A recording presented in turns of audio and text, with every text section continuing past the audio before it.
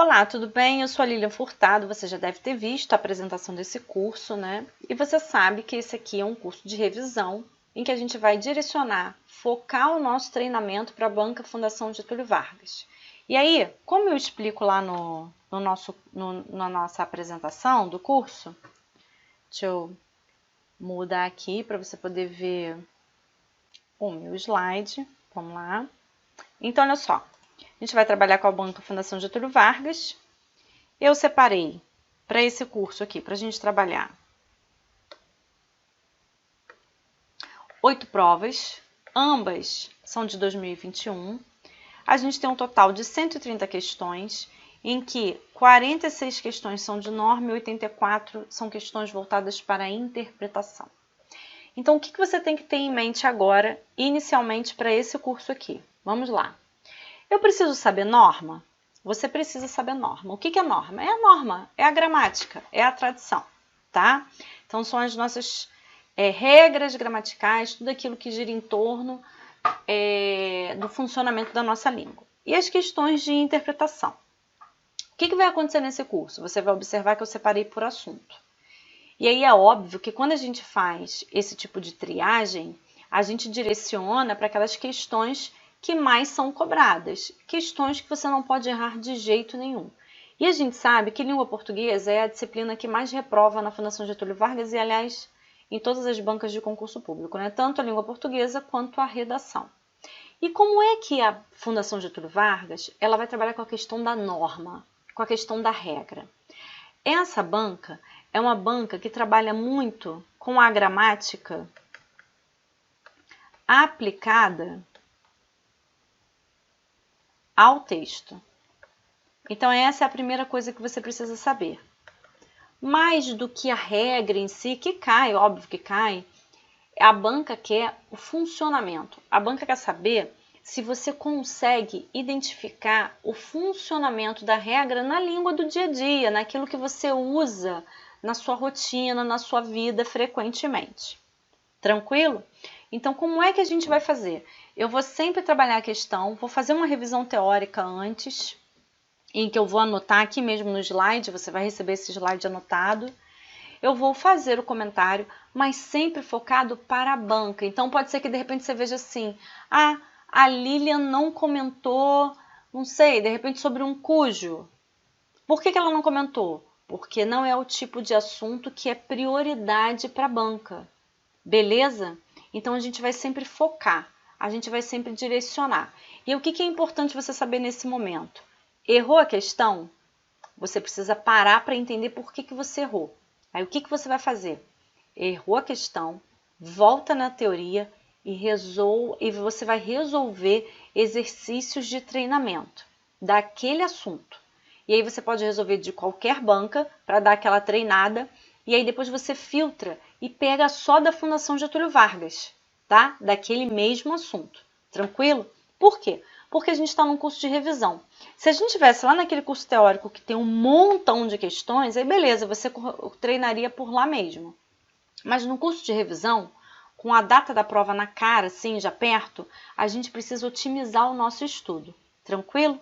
Bom, então vamos aqui para a resolução das nossas questões. Você vai observar que as questões vão aparecer assim, com o título Norma culta, pronome e coesão. Por que isso aqui acontece? Porque a banca não trabalha com uma gramática aplicada ao texto. Então, eu tenho que saber como é que as minhas classes gramaticais, como é que as minhas funções sintáticas, elas estão relacionadas, por exemplo, à minha interpretação textual. A forma como eu vou utilizar uma determinada classe no meu texto, para poder fazer aquilo que a gente chama de unicidade dentro da gramática, né? Que é a morfologia, a sintaxe e a semântica, com a produção da mensagem, com a produção da informação. Então, eu estou começando aqui com o pronome, tranquilo? Aí, vou voltar aqui no meu slide e a gente vai falar sobre a Fundação Getúlio Vargas, lembra? Resumo teórico. E aí a gente vai falar sobre as questões. Lili, olha só, não estou afim de assistir esse resumo teórico aí, não. É contigo mesmo, passa direto para a questão.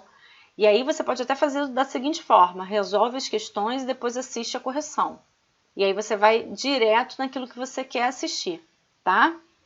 ou assiste tudo. E isso é muito pessoal. Isso vai daquilo da forma como aquele candidato, da forma como aquela pessoa gosta de estudar, como ela prioriza o estudo dela.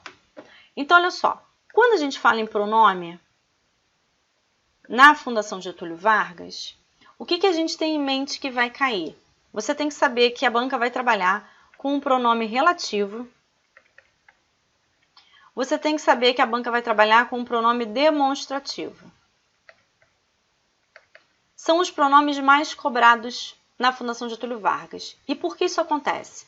Porque são pronomes que estabelecem uma relação de coesão no texto, óbvio. E aí isso aqui tem a ver com a questão da funcionalidade, ou seja, eu sou um falante da língua que sei utilizar a minha língua, eu sei como aquele pronome está retomando um determinado termo, como ele não está retomando um determinado termo, eu sei identificar como é que é essa retomada, qual é o objetivo desse funcionamento, é isso que a Fundação Getúlio Vargas quer, tá? Então, vamos lá, o que você tem que saber? Que o pronome é o termo que age a favor do nome. Então, o que o pronome faz na língua? O pronome sempre substitui o nome, sempre. Então, o pronome é o termo que vai substituir o nome. O nome, no caso aqui que a gente está falando, é o substantivo. O que o pronome relativo vai fazer? O pronome relativo, ele vai substituir o nome, relacionando o nome naquele contexto em que ele está inserido. E aí você tem dois caminhos, né? O primeiro é, você precisa saber quais são os pronomes relativos, e para isso você vai ter que decorar. Quem são eles? O qual, a qual, os quais, as quais e os derivados. O que são pronomes derivados? Os pronomes derivados são aqueles adicionados de preposição. Então, o que é um pronome adicionado de preposição? Pelo qual, do qual, com o qual e por aí vai, tá? E as suas formas de plural, óbvio. Você tem que saber também que o cujo, cuja, cujos, cujas são pronomes relativos. Você precisa saber também que o onde e as suas formas derivadas, aonde, donde, também é um pronome relativo. Lilian, eu preciso ter isso decorado? Precisa. E mais do que isso, você precisa saber olhar para a questão, identificar a questão. Quando você olhar o comando, você tem que saber assim, caraca, esse comando aqui trata de pronome relativo. E aí a Lilian falou que quando trata de pronome relativo, eu preciso, ativar automaticamente no meu cérebro a caixinha do pronome relativo. Quais são os pronomes relativos? A segunda forma que a banca vai trabalhar com o pronome relativo, a regência. E além da regência, ela vai trabalhar com o referente. E o pronome demonstrativo? Quem são os pronomes demonstrativos? Este, esta, isto, esse, essa, isso, aquele, aquela e aquilo. Lilian, como é que a banca vai trabalhar com o pronome demonstrativo na prova? A banca vai trabalhar com retomada dos termos. A banca quer saber se você sabe utilizar essa retomada. E o que vai acontecer? Esse tipo de questão, ela não cobra, né? A banca não cobra apenas porque você tem que saber um aspecto gramatical. Mas a banca quer que você saiba o funcionamento. Porque o candidato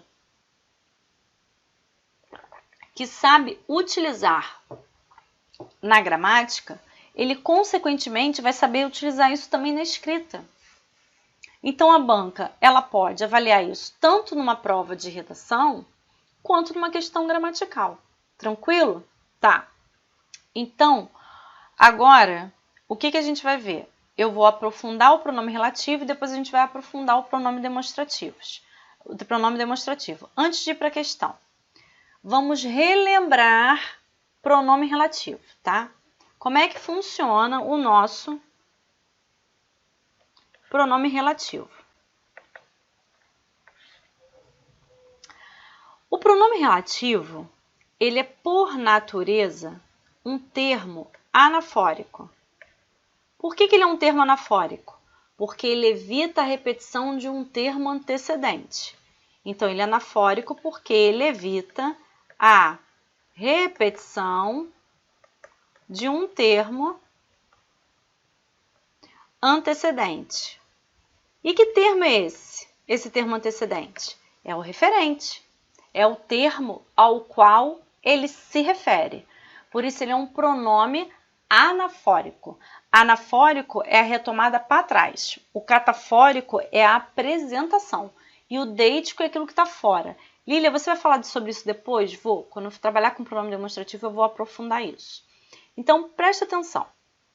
A gente, naturalmente, diz assim, ó. A matéria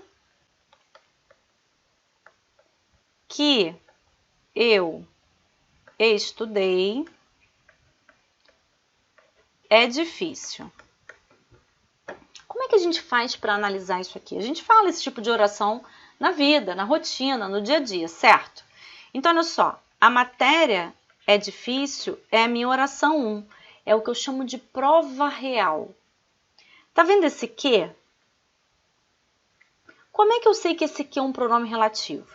Primeiro, porque ele é igual a qual? Segundo, ele evita a repetição do termo antecedente. Como é que eu sei que ele evita a repetição de um termo antecedente? Aqui, ó, vou botar aqui, prova real.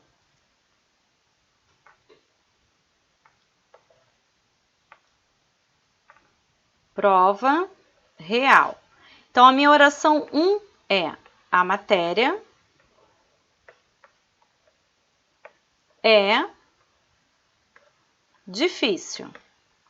E qual é a minha oração 2? Eu estudei a matéria. Essa é a minha oração 2. Aqui, ó. Minha oração 2 e a minha oração 1. O que vai acontecer aqui nessa prova real? Presta atenção. Eu tenho um termo que se repete, não tenho? A matéria. Olha lá. Na minha oração 1 eu tenho a matéria e eu estudei a matéria também está na minha oração 2. Qual é a função do pronome relativo? Não evitar a repetição de um termo antecedente? É exatamente o que ele está fazendo aqui. A matéria é difícil, eu estudei a matéria. A gente sai por aí falando assim? A matéria é difícil, eu estudei a matéria. Eu estudei a matéria é difícil. Não, a gente não fala assim.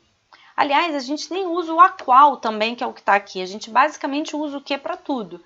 Inclusive, é por conta disso que várias ambiguidades surgem, tanto nos textos quanto nas nossas redações. E a gente tem que estar atento a isso, porque as bancas gostam de brincar com essa questão da ambiguidade. Então, o que eu sei? Eu sei que o meu pronome relativo está aqui, ó, na oração 2. E ele está evitando a repetição do termo antecedente. Cabe aqui falar em função sintática? Cabe. Porque se o pronome substitui o nome, ele automaticamente exerce a função sintática daquele nome na oração em que ele está inserido. Então, ó, na oração 1, a matéria é difícil, a matéria exerce a função sintática de sujeito. E em eu estudei a matéria é um objeto direto. Isso quer dizer que, consequentemente, esse pronome relativo que ou o pronome relativo a qual exerce a função sintática de objeto direto. Beleza? Tá. Lilian, a Fundação Getúlio Vargas vai me perguntar a função sintática do pronome relativo? Olha, é raro isso acontecer, mas pode ser que isso aconteça. Como eu disse, a banca quer que você entenda o funcionamento, tá? Uma outra coisa que você precisa observar é a questão da regência, que é o uso da preposição com pronome relativo. Isso cai em todas as bancas. E a Fundação Getúlio Vargas não é uma banca diferente, ela não deixa de cobrar por conta disso. Então, olha lá, eu tenho esse que aqui. o pronome relativo, que é igual a qual, e exerce a função sintática de objeto direto. E qual é o termo que ele substitui? A matéria, que é o termo antecedente. Então, por isso, naturalmente, por natureza, sua essência é a essência de anáfora, ele é um termo anafórico. Ele substitui um termo antecedente, ou seja, o termo ao qual ele se refere. Eu posso ter aqui uma outra oração. Preste atenção aqui comigo. Se eu digo para você assim, ó, o bolo que gosto acabou. Vamos fazer a nossa prova real? O bolo acabou. É minha oração 1. Eu gosto. Quem gosta, gosta de, certo? O verbo gostar pede a preposição de. Isso é uma questão de regência. O que vai acontecer com essa preposição? Essa preposição obrigatoriamente precisa aparecer antes do pronome relativo. Então, a gente ficaria com essa oração aqui, ó. O bolo de que gosto acabou. Ou seja, o bolo do qual gosto acabou. Lilian, você pode fazer a prova real para eu poder ver como é que é essa questão da prova real de novo? Posso, olha aqui, ó. Oração 1. O bolo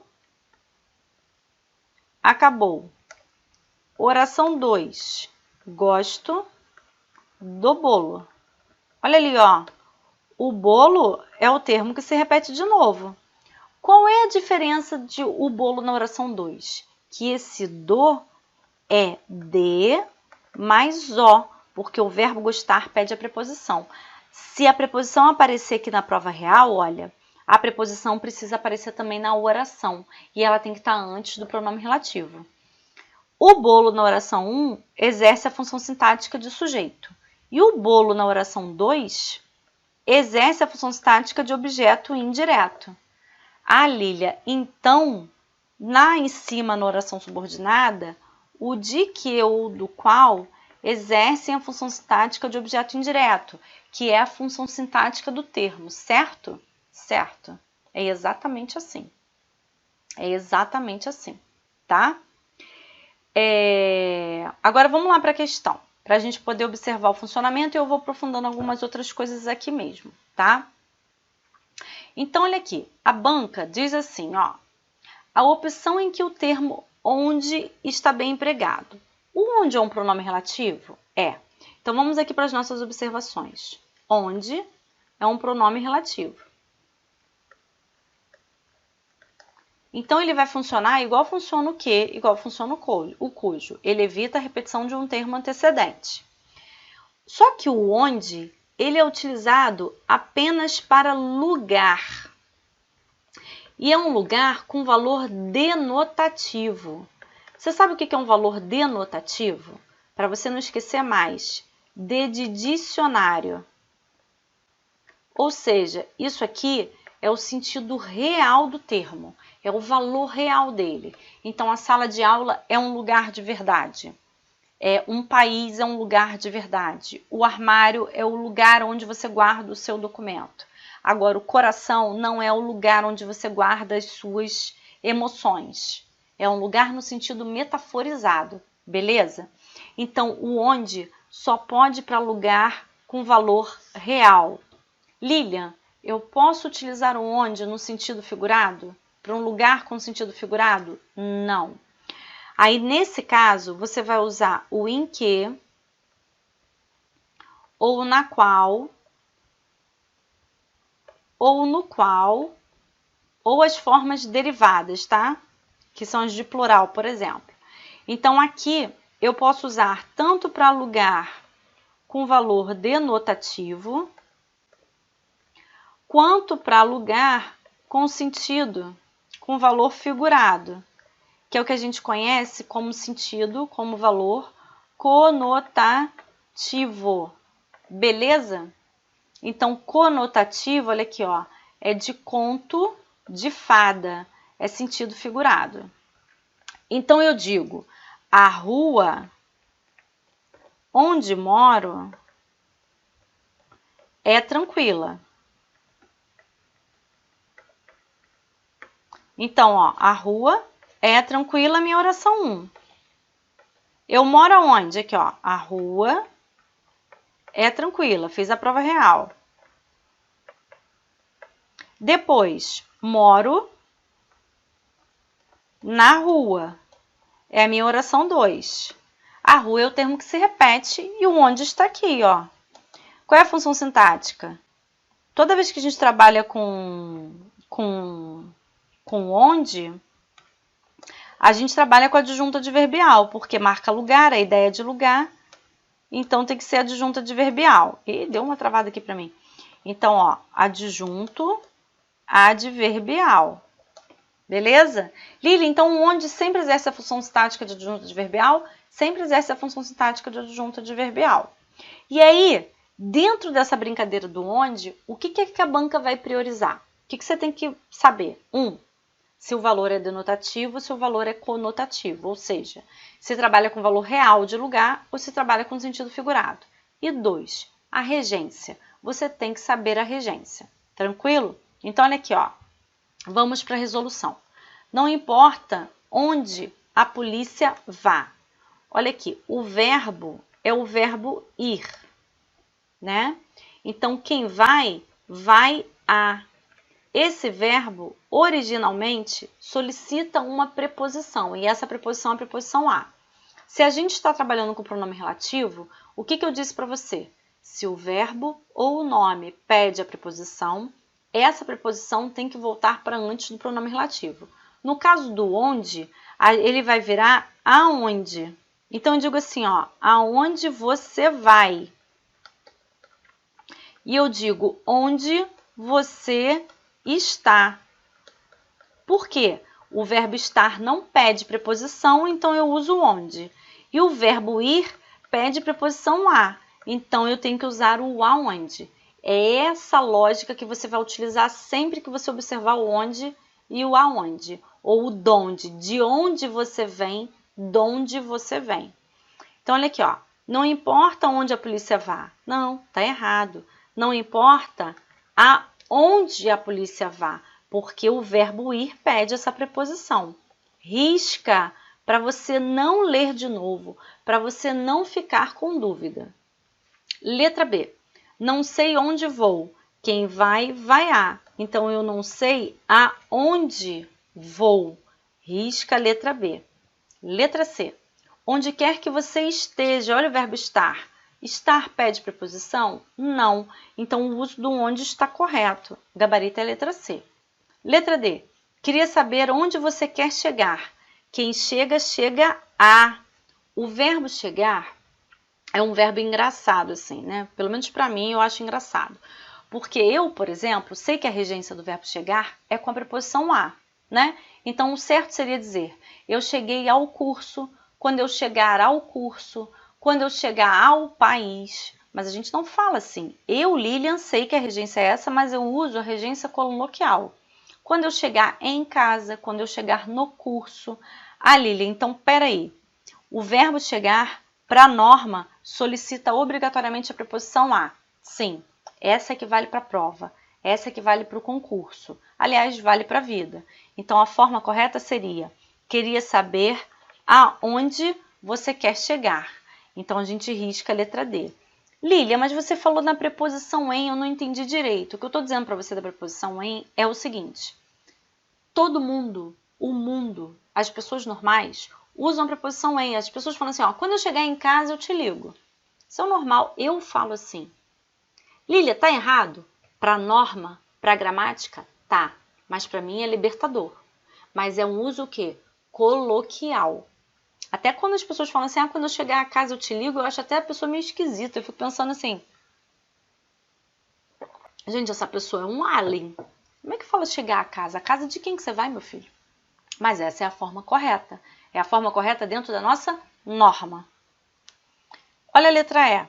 Aonde você quer dirigir-se após o almoço? Olha aqui. Quem se dirige a.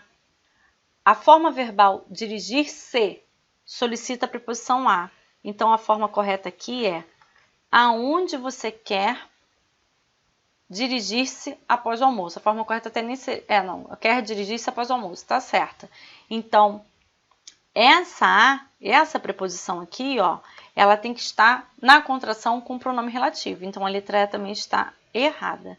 Gabarito, de forma correta, é a letra C. É a única em que a regência foi aplicada corretamente. E aí, o que a gente observa nessa questão? É uma questão de pronome relativo? É. É uma questão de regência? É. E é uma questão também que envolve a questão de coesão. Então, se você for fazer uma filtragem, ou dependendo de quem for trabalhar, do profissional que for trabalhar, ele pode separar essa questão em qualquer um desses assuntos, tá? O importante é você saber que essas coisas estão relacionadas. Mas mais importante do que isso, é você saber olhar para o comando e acionar esses pontos que eu coloquei. Quais são eles? Caramba, caiu um onde? Opa, onde? Pronome relativo. O que eu tenho que pensar? Lugar com valor denotativo. Não pode sentido figurado e eu tenho que prestar atenção na regência. Quais são as preposições que vão aparecer? Ou se não vai aparecer preposição. Cara, se tu internalizar isso, tu vai gabaritar, tu vai mandar bem pra caraca. Beleza? Então tá. Vamos para a questão 2. Olha aqui.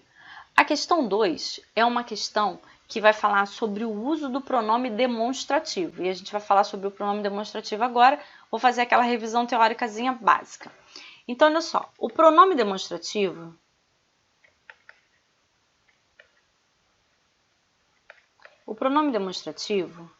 é o pronome que demonstra o termo que ele substitui, o nome que ele substitui no contexto, tá?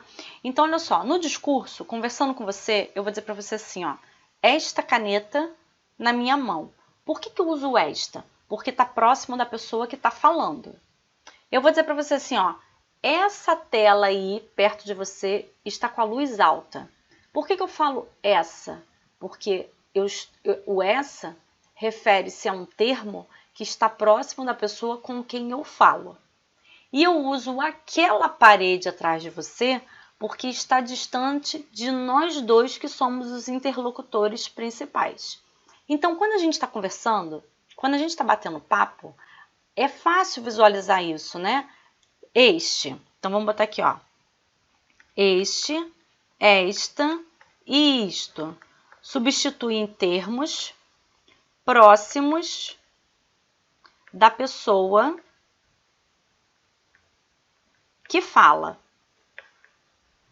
Então, eu digo esta caneta, eu digo este suporte, eu digo esta caixa, porque está perto da pessoa que fala. Agora, quando eu uso esse, essa e isso, esses termos vão substituir, vão representar, vão demonstrar termos que estão próximos da pessoa com quem se fala. Então, essa caneta na sua mão, essa tela, esse teclado, porque está perto de você, eu estou falando com você. Agora, o aquele, o aquela e o aquilo, eles substituem termos próximos da pessoa de quem a gente fala. Então, de quem se fala, que é a terceira pessoa. Então, a pessoa que fala é a primeira pessoa, a pessoa com quem a gente fala é a segunda pessoa do discurso, e a pessoa de quem a gente fala é a terceira pessoa do discurso. Então, eu vou dizer para você assim, ó, aquela parede, aquela porta, aquele quadro, porque são termos distantes de mim e de você. Tranquilo? Tá. Então, quando a gente está batendo papo, né, a gente consegue fazer isso porque a gente está visualizando, a gente sabe quem está perto de quem. Agora, quando isso acontece no texto, como é que a gente faz para poder ter essa localização de proximidade? Tá no texto. Como é que eu vou fazer para isso funcionar? Da seguinte forma. Olha aqui, ó. Eu vou dizer para você assim, ó. Pedro, Maria e Enzo são amigos. Aquele mora em Copacabana essa mora em Ipanema e este mora em Botafogo. Olha como é que funcionou essa referência. Como é que eu vou estipular qual é a localização? A localização é sempre a partir da pontuação. Pode ser o ponto e vírgula, pode ser a vírgula, pode ser o dos pontos, é sempre a pontuação. Para substituir o termo mais distante do ponto, a gente vai usar o aquele. Então, o aquele vai retomar Pedro. O esse, ou essa, ou isso, vai retomar o termo mais próximo. No caso aqui, Maria. O termo mais próximo não, perdão. O termo intermediário. E o mais próximo do ponto, que no caso aqui é o Enzo, vai ser substituído pelo termo este, no caso terceiro. Tranquilo?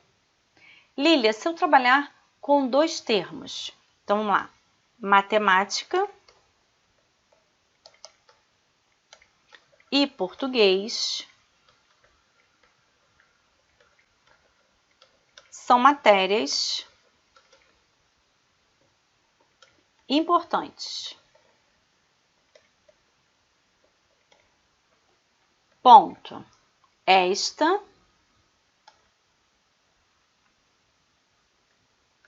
é a disciplina que mais reprova.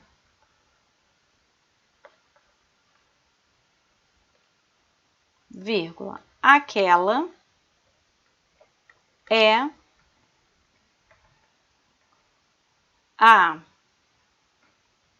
Deixa eu apagar aqui.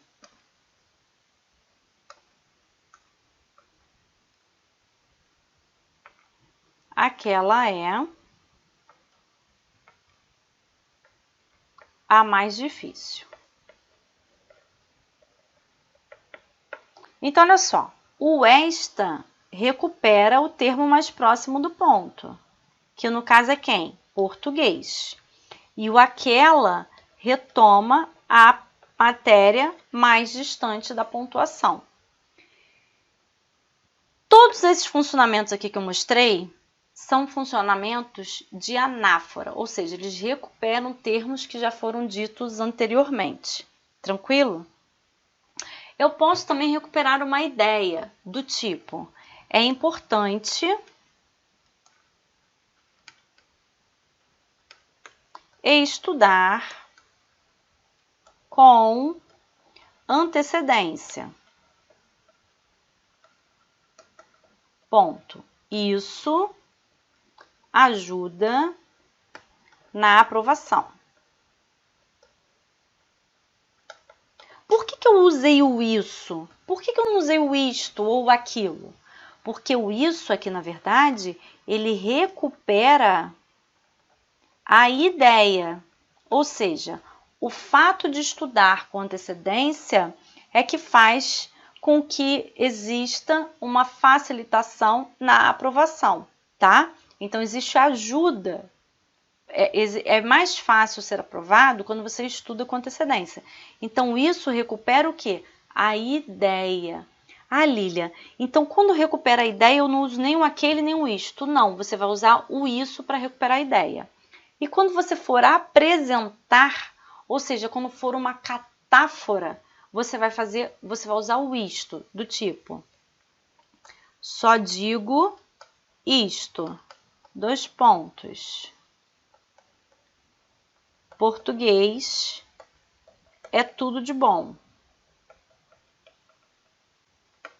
Olha lá, por que eu uso isto?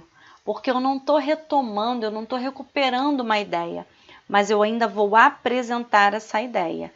Aqui a gente diz que o isto é um termo catafórico, ou seja, ele faz uma catáfora. E em todas as outras situações, ele faz uma anáfora, ele recupera o termo que já foi apresentado. Então, vamos lá para a questão.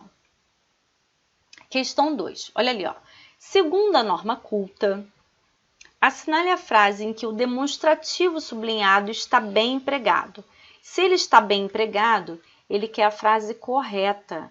É importante você criar o hábito de, na hora da prova, escrever lá, correta. Aliás, eu vou dizer mais, eu acho que é muito importante você imprimir as questões, imprimir a prova, para você simular o momento da prova escrevendo, em vez de ficar fazendo no computador. Eu sei que o computador agiliza, e eu acho importante você também aprender e saber estudar dessa forma. Mas em algum momento do seu estudo, você precisa ter esse contato com o papel, cronometrar, marcar, escrever nas questões. Isso é muito importante, porque você vai simular exatamente o seu momento de prova, tá? Então, olha aqui, ó. O demonstrativo sublinhado está bem empregado, a gente quer a correta. Então, nada é gratuito nesse mundo. Olha só, a palavra mundo está para frente, está apresentando. E o mundo, além disso, é um mundo nosso, é um mundo próximo a gente. Então, a forma correta é neste mundo. Risco nesse, está errado a letra A. Letra B. É preciso desculpar-se por ter agido bem. Nada fere mais do que isso. Olha só, o isso recupera a ideia. Ou seja, o fato de você ter se desculpado por ter agido bem. O que é que fere mais? Tudo aquilo que foi dito anteriormente. Então, letra B está correta. Letra C. Marido e mulher amavam os hóspedes, porque sem aqueles acabavam brigando. Olha aqui, ó, a pontuação é o nosso referente. Então, o termo aqueles, ele está sendo utilizado de forma equivocada. Para recuperar os hóspedes, eu teria que usar o estes. Então, a marido e mulher amavam os hóspedes, porque sem estes acabavam brigando. Então, o marido e a mulher acabavam brigando quando eles não tinham os hóspedes. Por isso, os hóspedes eram amados. O estes é o termo correto para recuperar hóspedes. Risca a letra C. Letra D. Isto que é estrangeiro tem sempre uma aparência aristocrática para nós. Olha, esse isto, na realidade, está recuperando algo anteriormente disto. Ó, isso aí é que é estrangeiro. Risca. Letra E. Não quero que as pessoas sejam muito gentis. Isto me poupa. Não, está errado. É a ideia. A forma correta aqui seria isso. Isso, ou seja, o fato de eu não querer que as pessoas sejam gentis, me poupa o trabalho de gostar delas.